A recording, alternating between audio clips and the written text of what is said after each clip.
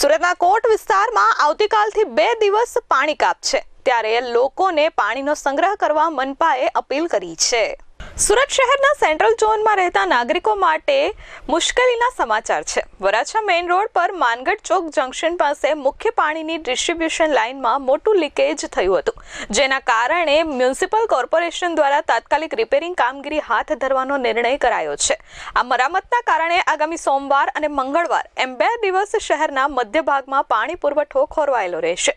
આ પાણી કાપની સૌથી મોટી અસર શહેરના સેન્ટ્રલ ઝોનના દક્ષિણ વિભાગમાં જોવા મળશે। ખાસ કરીને રાજમાર્ગથી દક્ષિણ તરફ આવેલા તમામ વિસ્તારો જેમ કે બેગમપુરા, સલાબતપુરા, ગોપીપુરા, સગ્રામપુરા, નાનપુરા અને રુદ્રપુરામાં પાણી નહીં મળે। આ ઉપરાંત સોની ફળિયા રેલવે સ્ટેશન વિસ્તાર અને સુમુલડેરી રોડ આસપાસના રહેણાંક વિસ્તારોમાં પણ પાણીનો પુરવઠો પ્રભાવિત થશે।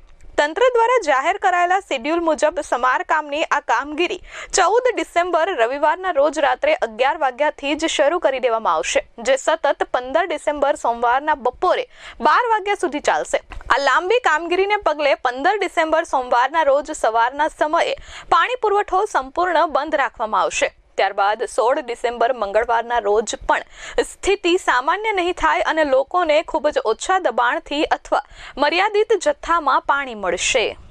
Bureau report S24 news, Surat.